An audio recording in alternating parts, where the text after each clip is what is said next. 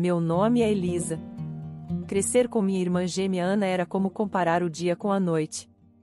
Ela era a menina de ouro, e eu, bem, não era. Nosso pai, um austero professor universitário, dedicava sua vida aos livros e palestras, enquanto nossa mãe, a típica dona de casa, dedicava-se ao lar e à família, instigando-nos a seguir seus passos desde que me lembro. Estar em casa mais parecia participar de uma sessão crítica interminável. Meus pais tinham um plano para a família perfeita, e ele não incluía uma filha que usava camisetas de bandas e preferia ficar na sua. Elisa, por que você não pode ser mais como sua irmã? Era a frase preferida da minha mãe, normalmente dita quando eu aparecia para o café da manhã com meus fones de ouvido, tentando bloquear o mundo. Ana, por outro lado, desfrutava da aprovação constante.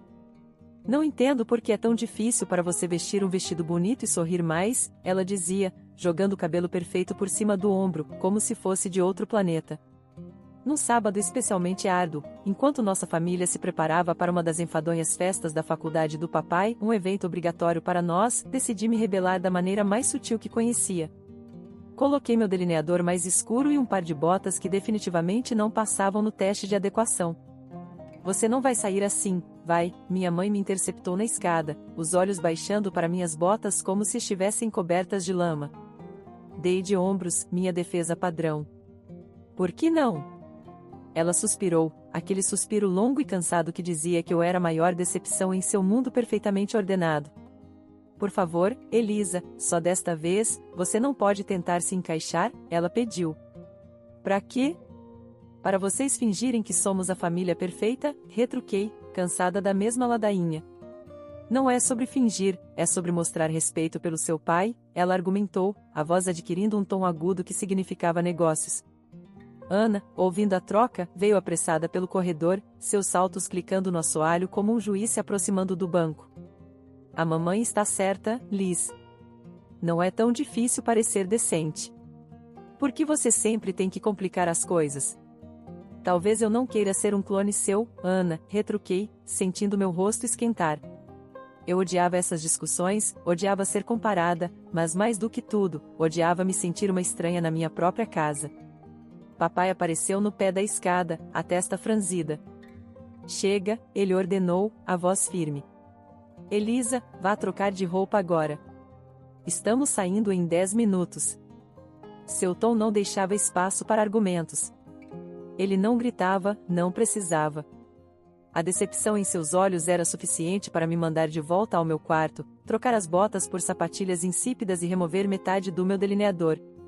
Enquanto dirigíamos para a festa, o carro estava silencioso, exceto pela música clássica que papai colocava, pois era calmante. Olhando pela janela, as árvores passando em um borrão, prometi a mim mesma que um dia viveria uma vida onde ninguém poderia me dizer o que vestir, como agir ou quem ser. Um dia, eu seria livre do eco dessas expectativas. Meu quarto era o único canto da casa onde eu podia fingir estar em outro lugar, qualquer lugar que não fosse preenchido pelas escolhas dos meus pais. Meu quarto era meu santuário. Não era muita coisa, apenas 4 paredes cobertas de esboços e pôsteres de bandas, mas era minha fuga das expectativas da minha família. Certa noite, enquanto tentava me perder em uma playlist das minhas bandas favoritas, meu pai bateu a porta e entrou no quarto, com o rosto marcado pelo franzir de sobrancelhas habitual. Elisa, abaixe esse barulho. E por que você não estudou com a Ana hoje?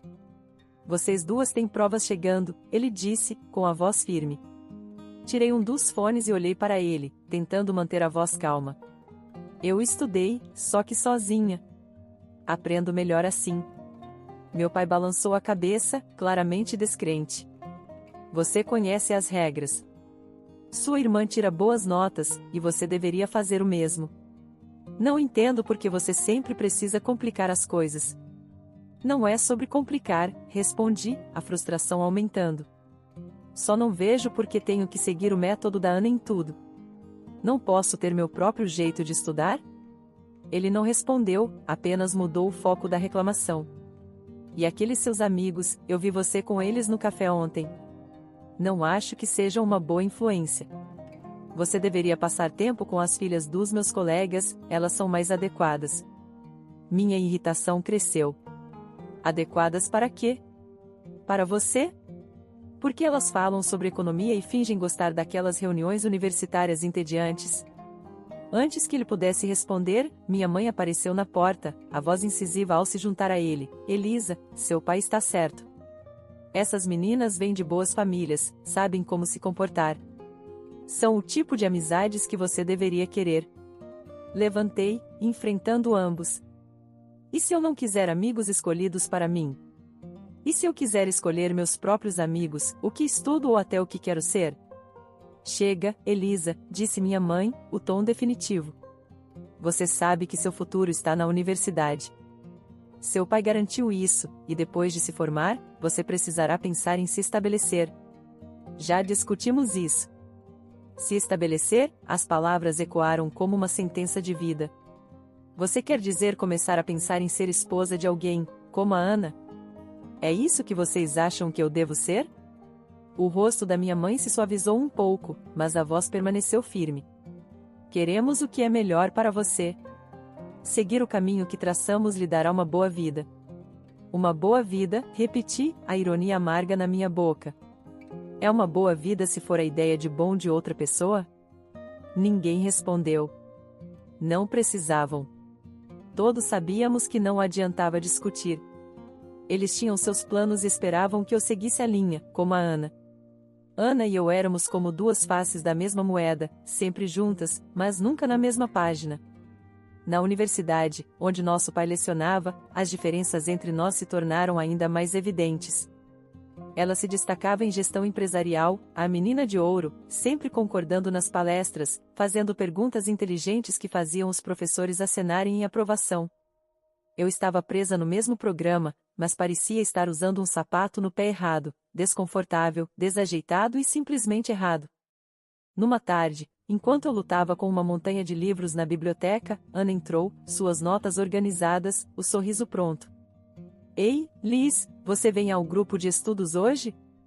O professor Hall mencionou que vai passar por lá, seria bom a gente aparecer, ela disse, o tom leve, mas insistente. Olhei para cima, sentindo o peso de suas expectativas. Não, acho que não. Essas coisas realmente não são minha praia, sabe?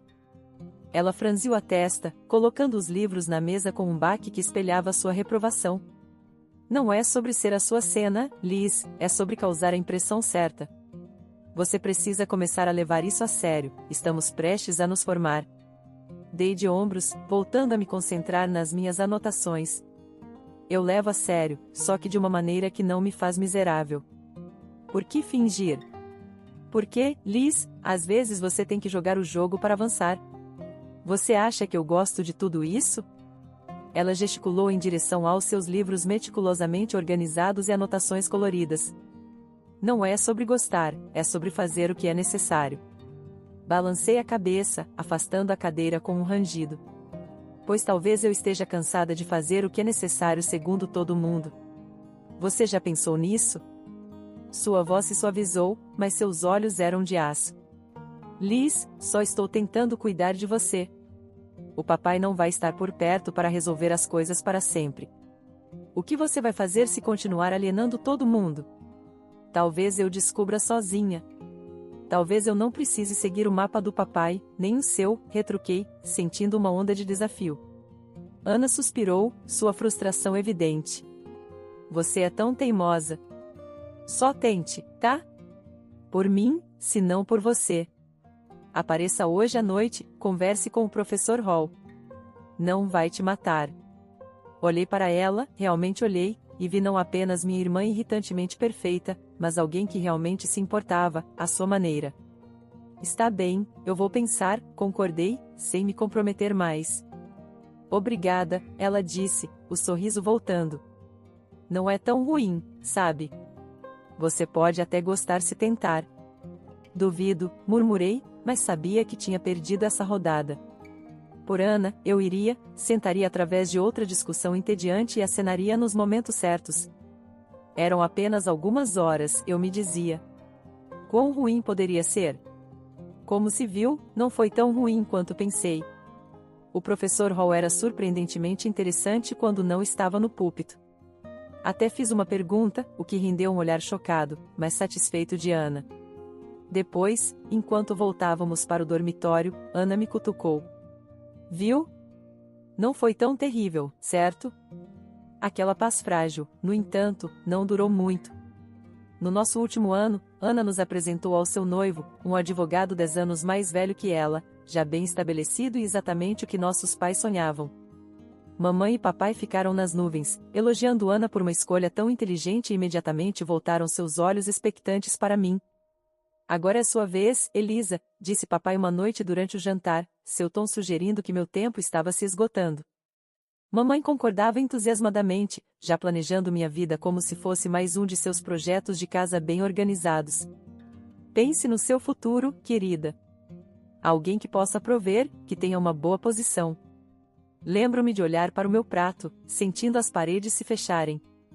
O casamento de Ana foi meticulosamente planejado até o último detalhe pela mamãe, desde os vestidos das damas de honra até os arranjos florais, exibindo sua visão perfeita de prestígio familiar.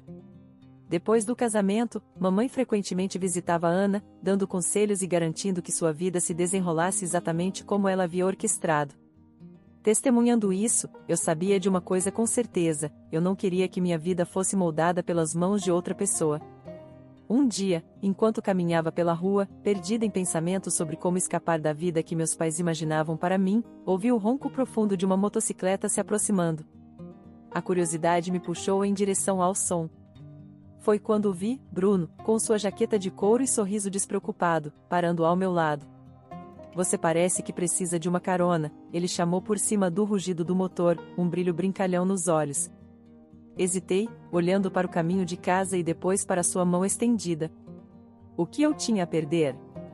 Claro, por que não? Respondi, minha voz uma mistura de nervosismo e excitação. Subindo na garupa de sua moto, senti uma onda de adrenalina enquanto acelerávamos, o vento batendo em meus cabelos. E, pela primeira vez em muito tempo, eu ri. Ri de verdade. Bruno gritou algo sobre me mostrar seu mundo, e eu segurei mais firme, não querendo que aquele momento terminasse. Paramos em uma lanchonete frequentada por motociclistas, comendo hambúrgueres e batatas fritas. Bruno me contou sobre sua vida como soldador, sua paixão por motos e seu amor pela estrada aberta. Era tudo tão diferente do que eu estava acostumada, tão cru e real. Você não tem medo de viver assim? Perguntei, minha voz mal se elevando acima do barulho de pratos e conversas ao redor. Medo? Não, é emocionante. Você nunca sabe o que vai encontrar pela frente. Não é melhor do que ter tudo planejado para você? Ele respondeu, os olhos brilhando a cada palavra. Nas semanas seguintes, nos encontramos secretamente. Cada passeio na moto de Bruno me afastava mais da vida que eu deveria viver e me aproximava da vida que eu queria. A velocidade, a aventura, não era apenas pela emoção, era sobre se sentir viva, livre. Uma noite, enquanto assistíamos ao pôr do sol de um mirante isolado, Bruno se virou para mim. Elisa, eu não ando de moto apenas para escapar. Eu ando para me sentir vivo, para fazer cada momento valer a pena. Com você, cada momento parece valer algo. Me aproximei dele, meu coração batendo rápido. Eu nunca me senti assim antes. Você me faz sentir livre, Bruno. Ele sorriu, me puxando para mais perto. Então, vamos parar de apenas existir. Vamos viver. 6 meses com Bruno pareceram uma vida inteira de momentos que eu sempre sonhei. No dia em que ele propôs, sob as estrelas, com o suave ronco de sua moto ao fundo, meu coração gritou um sim antes que minha boca pudesse formar a palavra. Era perfeito, exceto por um grande obstáculo, meus pais. Eu lutava com o medo de apresentar Bruno a eles. Ele era tudo que eles desaprovavam, suas arestas ásperas, seu espírito livre, sua vida simples e contente como soldador. Mas o amor fortaleceu minha coragem, e decidi que era hora de eles saberem. No dia em que levei Bruno para casa, ele estava vestido como sempre, colete de couro, camiseta preta, jeans rasgado e bandana. Eu adorava isso nele, ele era inegavelmente ele mesmo. Caminhamos até a entrada e já pude sentir o peso do julgamento dos meus pais. Ao entrarmos, o rosto da minha mãe empalideceu ao ver Bruno, seus olhos arregalados de choque. Meu Deus, Elisa, ela sussurrou, a voz quase inaudível. A reação do meu pai foi mais dura, suas palavras afiadas como facas. Quem é esse e por que ele está vestido como um marginal em nossa casa? Tomei um fôlego, firmando meus nervos. Mãe, pai, este é o Bruno. Ele é o homem que eu amo. Nós vamos nos casar. O silêncio deles foi ensurdecedor. Então, meu pai se virou para Bruno, o tom carregado de desdém. Casar? O que você faz da vida, rapaz? Quais são suas qualificações? Bruno, abençoado seja, não vacilou. Sou soldador. Fiz alguns cursos especializados após o ensino médio. Trabalho duro e ganho a vida honestamente.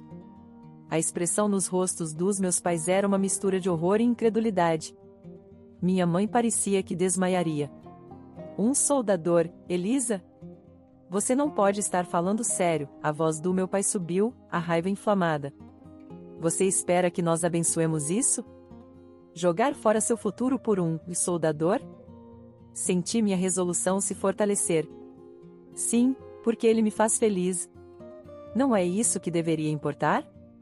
Mas a vida que você vai levar, minha mãe começou, a voz trêmula. Será a vida que eu escolher? Retruquei, minha própria voz ganhando força. Meu pai balançou a cabeça, sua decisão clara. Não podemos e não vamos apoiar isso. Se você escolher ele, não espere fazer parte desta família. A finalidade em seu tom partiu meu coração. Mas não a minha decisão. Bruno apertou minha mão, dando-me força para enfrentá-los. Então eu escolho Bruno. Eu escolho nós. Eu escolho minha felicidade. Os olhos da minha mãe se encheram de lágrimas e a mandíbula do meu pai se apertou. Se você sair com ele, não se dê ao trabalho de voltar, disse meu pai, com a voz fria.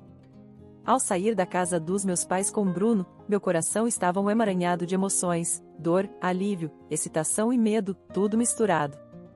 O ar da noite parecia diferente, como se cada respiração que eu dava fosse um passo a mais em direção a uma nova vida. Andamos em silêncio por um tempo, o único som sendo o rugido constante da motocicleta sob nós. Quando finalmente paramos em uma lanchonete na periferia da cidade, Bruno virou-se para mim, seu rosto sério.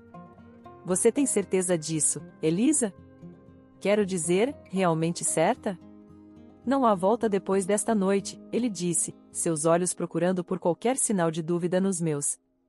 Assenti, apertando sua mão com força. Nunca tive tanta certeza de nada. Estar com você parece certo, parece o que eu devo fazer. Ele sorriu, aquele sorriso charmoso e imprudente que me conquistou no primeiro dia em que nos encontramos. Certo, então vamos fazer isso. Vamos começar nossa vida juntos. Dentro da lanchonete, encontramos uma cabine tranquila no canto. A garçonete trouxe 2 cafés sem perguntar, e nós sentamos planejando nossos próximos passos. O que vem primeiro? Perguntei, mexendo o creme no meu café, observando-se misturar. Precisaremos encontrar um lugar para ficar, pelo menos por enquanto. Depois, talvez procurar empregos. Tenho alguns amigos que podem nos ajudar a começar, respondeu Bruno, seu tom prático, mas otimista. Vai ser difícil, não é? Disse, mais como uma afirmação do que uma pergunta. A realidade do que estávamos fazendo começava a se consolidar. Bruno estendeu a mão por cima da mesa, cobrindo a minha. Pode ser, mas vamos lidar com isso juntos. Dificuldade não é novidade para nenhum de nós, certo? Não pude deixar de rir, uma risada curta e genuína. Certo, juntos. Passamos horas naquela lanchonete, conversando e planejando. De vez em quando, Bruno lançava uma ideia que soava tão selvagem e livre que fazia meu coração saltar. E talvez um dia, economizemos o suficiente para fazer aquela viagem de moto pelo país, só você, eu e a estrada aberta. Gosto disso, disse, permitindo-me sonhar mais alto do que jamais ousara. Voltando para a cidade, começamos nossa busca. As próximas semanas foram um turbilhão de atividades. Encontramos um pequeno apartamento na periferia da cidade, nada chique, mas era nosso. Bruno conseguiu trabalho em uma oficina local e eu peguei turnos em uma lanchonete próxima. A vida era dura, mas era nossa. Nos contentávamos com o que tínhamos e, todas as noites, ao voltarmos para casa um para o outro, sentíamos que tínhamos tudo. Meses depois, decidimos oficializar e nos casamos em uma cerimônia íntima. Mantive uma recha de esperança de que minha família apareceria, que veriam como eu estava feliz e deixariam de lado seus preconceitos, mas as cadeiras reservadas para eles permaneceram vazias, sem mensagens de felicitações. Apesar da dor de sua ausência, o dia foi perfeito porque era nosso. Com o tempo, me aproximei muito da mãe de Bruno. Ela me acolheu de braços abertos, chamando-me de filha, preenchendo os vazios deixados pela minha própria família. Sua calor e aceitação curaram algumas das feridas deixadas pela rejeição dos meus pais. As coisas finalmente pareciam estar melhorando para Bruno e para mim, especialmente depois que ele completou um treinamento adicional de mergulho e se tornou um soldador subaquático certificado, com um salário anual de R$ 150. Essa mudança fez uma grande diferença. Conseguimos comprar uma casa geminada em uma área agradável, o tipo de lugar com que eu sempre sonhei. Mas nunca pensei que realmente viveria nela. Comecei a trabalhar como despachante na empresa de Bruno. Não era apenas um emprego, sentia que fazia parte de algo importante, apoiando o homem que amava e construindo nosso futuro juntos. Nos fins de semana, fugíamos da cidade em sua moto, percorrendo estradas sinuosas e apreciando vistas deslumbrantes da natureza. Esses momentos, com o vento nos cabelos e o calor dele contra minhas costas, eram pura felicidade. Morando perto, minha sogra tornou-se uma visitante frequente. Numa tarde, enquanto Bruno mexia na garagem e eu preparava um café, ela chegou parecendo preocupada. "Tenho uma notícia ruim", disse ela, acomodando-se à mesa da cozinha. "Algo sobre um professor da universidade envolvido em um escândalo de assédio." Meu coração acelerou. Disseram quem era, tentei manter a voz firme, temendo a resposta. Ela balançou a cabeça. "Não mencionaram um nome no rádio, mas você sabe como essas coisas são. Provavelmente já está por toda a TV." Assenti e liguei a televisão, sintonizando nas notícias. Como temia, o rosto do meu pai apareceu na tela. O âncora detalhava as acusações contra ele e uma onda de incredulidade me atingiu. Desliguei a TV e sentei pesadamente, tentando processar a notícia. Bruno entrou, limpando as mãos em um pano, e viu minha expressão. "O que houve, querida?" perguntou, a testa franzida de preocupação. Engoli em seco, minha voz mal um sussurro. "É meu pai, ele foi acusado de assediar uma aluna." A expressão de Bruno endureceu por um momento antes de ele vir até mim e pegar minha mão. "Sinto muito, Elisa. Isso é difícil. Como você quer lidar com isso?" Balancei a cabeça, sem ter certeza de nada no momento. "Não sei. Quero dizer, o que eu posso fazer? Não somos mais próximos." Ele apertou minha mão, compreensivo. "O que você precisar, estou aqui. Não precisamos resolver tudo agora." Decidi esperar e ver como as coisas se desenrolariam antes de tomar qualquer decisão. Sabia que, qualquer que fosse minha escolha, teria Bruno ao meu lado, e isso era o reasseguramento de que precisava para enfrentar o que viesse a seguir. A vida tinha sido pacífica até aquela tarde inesperada no trabalho, quando um carro familiar entrou no estacionamento. Não via meus pais há muito tempo, e a visão deles despertou um misto de emoções que pensei ter resolvido.